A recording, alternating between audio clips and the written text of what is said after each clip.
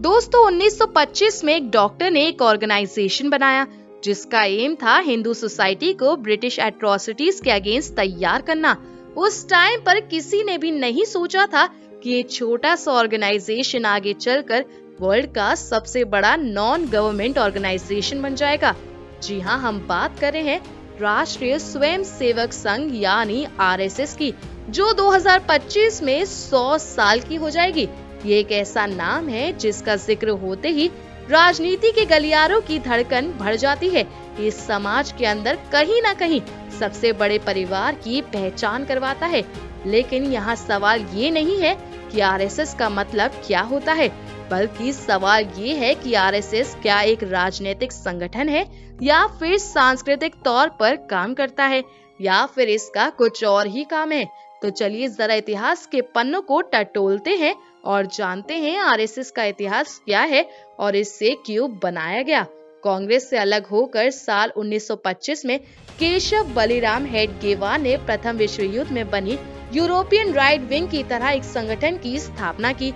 इसका नाम रखा राष्ट्रीय स्वयं सेवक संघ, जो बाद में संघ के नाम से ज्यादा चर्चित हुआ।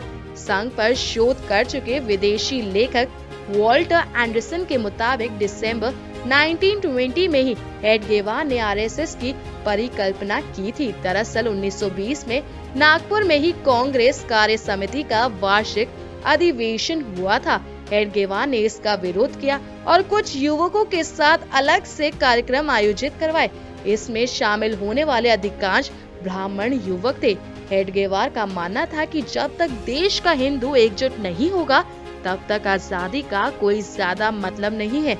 वे अक्सर कहते थे, भले ही अंग्रेज चले जाएं, जब तक हिंदू एक शक्तिशाली राष्ट्र के रूप में संगठित नहीं होंगे, इसकी क्या गारंटी है कि हम अपनी स्वतंत्रता की रक्षा कर पाएंगे। शुरू में संगठन का काम सिर्फ नागपुर में संचालित होता था। यहाँ हेडगेवार के नेतृत्व में कुछ युवक सुबह शाखा लगाते थे और शाम को लोगों को जागरूक करते थे। धीरे धीरे संघ का विस्तार नागपुर के आसपास के इलाकों में भी होने लगा। संघ का शुरुआती मिशन भारत को हिंदू राष्ट्र बनाने की थी, जिसे 1947 के बाद बदला गया। संघ के संविधान के मुताबिक ये संगठन हिंदुओं को एकजुट करेगा और उन्नत राष्ट्र बनाने के लिए काम करेगा। अब चलिए जानते हैं कि आरएसएस काम कैसे करता है। राष्ट्रीय स्वयं सेवक का मुख्य काम हिंदुओं को संगठित करना और उसके जीवन शैली में सुधार लाना है। इसके लिए संघ में शाखा की स्थापना की गई है। शाखा संघ का सबसे निचले स्तर की इकाई है, जिसके जरिए लोगों से सीधे तौर पर संपर्क साधा जाता है। शाखा में सदस्य और एक मुख्य शिक्षक होते हैं। वर्तमान में देश भर में आरएसएस की 42,613 संस्थानों पर 68,651 दैनिक शाखाएं चल रही हैं। आरएसएस के आधिकारिक आंकड़ों के मुताबिक देश के 901 जिलों में 26,877 साप्ताहिक बैठकें होती हैं। संघ में मंडली की संख्या 10,412 है। शाखा के सदस्यों को स्वयं सेवक कहा जाता है। 18 साल से अधिक उम्र के कोई भी व्यक्ति स्वयं सेवक बन सकता है। संघ का सभी बड़े फैसले केंद्रीय कार्यकारिणी मंडल और अखिल भारतीय प्रतिनिधि सभा में लिया जाता है। इस फैसले को जमीन पर उतारने का काम प्रचारकों का होता है। प्रचारक प्रांतीय सभा के जरिए शाखा से संपर्क साध कर लोगों तक अपना संदेश पहुंचाते हैं। शारीरिक क्रियान्वयन के अलावा संघ शैक्षणिक क्रियाकलाप के जरिए भी लोगों तक अपनी पहुंच बनाता है। इसके लिए संघ देश के कई हिस्सों में सरस्वती विद्या मंदिर जैसी छोटी पाठशालाएं संचालित करता है। इन पाठशालाओं में संघ के पदाधिकारी ही पढ़ाते हैं। विश्व संवाद केंद्र के जरिए संघ अपना विचार भौतिक जगत के लोगों तक पहुंचाता है। ये केंद्र देश के अलग अलग हिस्सों में स्थापित है। वहीं आपको बता दें, संघ की पूरी इकोनॉमी चंदा और उपहार के सहारे से चलती है।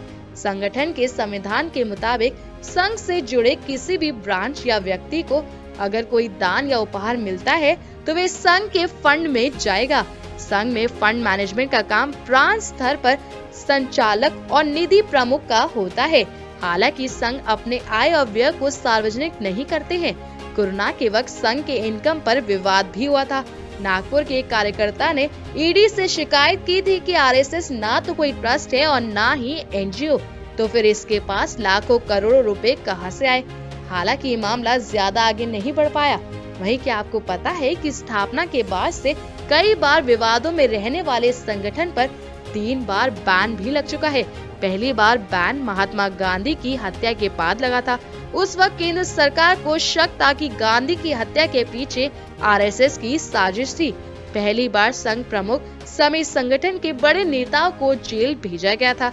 दूसरी बार आपातकाल के दौरान संघ पर बैन लगा। संघ के सभी कार्यकर्ताओं को मीसा कानून के तहत जेल भेजा गया। तीसरी बार 1992 में संघ पर बैन लगा और इस बार आरएसएस पर द्वेष फैलाने का आरोप था। हालांकि इस बार बैन की मियाद सिर्फ 6 महीने की थी। संघ का अपना संविधान भी है जो 1949 में बनाया गया था। इस संविधान में कुछ 25 अनुच्छेद है जिसके हिसाब से संघ अपने कामकाज को संचालित करता है। दोस्तों, उम्मीद है आपको समझ में आ गया होगा कि आरएसएस काम कैसे करता है। अगर आपको आज की हमारी जानकारी अच्छी लगी हो तो इस वीडियो को लाइक और शेयर करना ना भूलें।